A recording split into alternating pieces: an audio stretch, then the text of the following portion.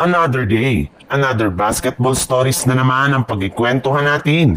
At ngayon nga ay ang pag-uusapan natin ang balitang buo na nga ang lineup ngayon ng Houston Rockets at Indiana Pacers. At ang balitang makukuha na nga daw ng Los Angeles Lakers si Jrue Holiday. Bigla na lamang ang nanahimik ng nagdaang linggo ang front office ng Houston Rockets sa paggawa ng move ngayong off-season. Pero hindi na rin naman nga daw ito nakapagtataka since official na rin naman nga nilang nabuo ang kanilang bagong lineup na ipangsasabak nila sa darating na bagong season.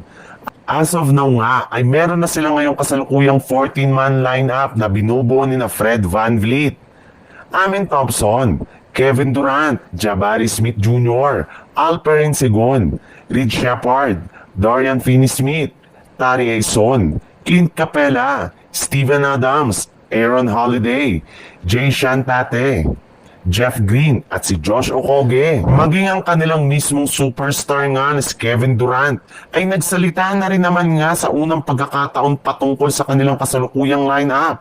At inamin nga nito na naniniwala nga siya na sapat na nga daw ang talento ngayon na hawak ng Rockets para makapag-compete sila ng maayos sa Western Conference at makakuha sila ng kampyonato next season.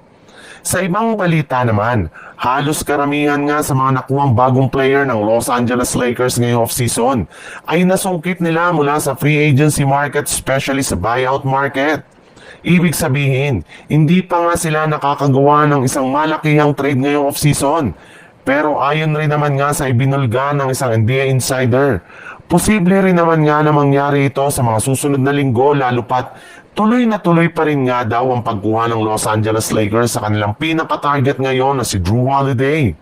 Sa katunayan, personal na nga daw pong kakausapin ng kanilang general manager na si Rob Pelinka ang mismong front office ng Portland Trail Blazers sa mga susunod na araw para i-offer dito sina Dalton Kenny, Maxi Kleber at dalawang future second round pick kapalit ni Jrue Holiday sa isang blockbuster trade. Para nga sa inyong kalaman, mismong si Holiday na nga ang nagsabi noon na isang Lakers sa mga team na matagal niya nang gustong paglaruan simula nang pumasok siya sa NBA kaya hindi nga tatanggihan kung magkakaroon ng pagkakataon na makasali dito.